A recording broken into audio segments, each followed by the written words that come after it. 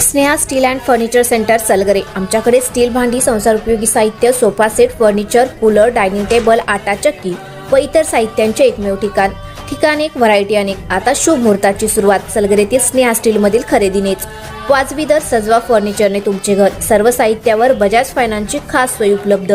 Steel भांड्यांना 5 वर्षे guarantee, तर furniture साहित्यास कीडवाळीपासून life time warranty.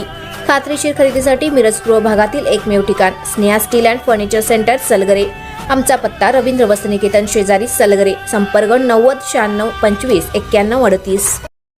प्रत्येक बातमीतील घटनेच्या वास्तविकतेची तुलना थेट पाहत रहा चांगली अपडेट। बेकायदा देशी बनावटीचे पिस्तूल घेऊन फिरणाऱ्या रेकॉर्डवरील गुन्हेगाराला अटक करण्यात आली।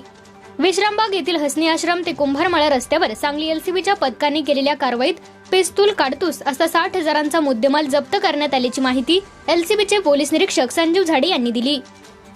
गोरखनाथ मारुती कदम, वय वर्ष 42, राहणार गल्ली नंबर 8, श्रीराम नगर गल्ली, वानलेसवाडी, सांगली असे अटक केलेल्याचे नाव आहे। तर पिस्तूल पुरवणारा सरदार, राहणार कलघाट, मध्य प्रदेश असे पसार झालेल्याचे नाव आहे। बेकायदा शस्त्र बाळगणाऱ्यांवर कारवाई करण्यासाठी पोलीस अधीक्षक तुषार दोशी, अपर अधीक्षक कल्पना बारावकर यांनी विशेष पथक तयार करून कारवाई करण्याच्या सूचना एलसीबीला दिल्या होत्या। त्यानुसार निरीक्षक झाडे यांनी उपनिरीक्षक महादेव पवार यांचे एक पथक तयार केले होते। पथक सांगलीतील विश्रामबाग परिसरात गस्त घालत असताना एक जण हसनी आश्रम ते कुंभारमाळा रस्त्यावर पिस्तूल घेऊन थांबल्याची माहिती मिळाली।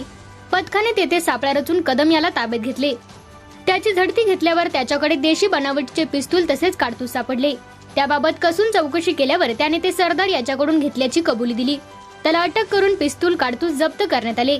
त्याला विश्रामबाग पोलिसांच्या ताब्यात देण्यात आले आहे। पोलीस अधीक्षक तुषार दोशी, अपर अधीक्षक कल्पना बारावकर, एलसीबीचे निरीक्षक संजीव झाडे यांच्या मार्गदर्शनाखाली उपनिरीक्षक महादेव पवार, अमित परीट, संदीप पाटील, अतुल माने, रणजित जाधव, प्रकाश पाटील, विनायक सनदी, संकेत कानडे, अभिजित माळकर, रोहन घस्ते, सूरज थोरात यांच्या पथकाने कारवाई केली।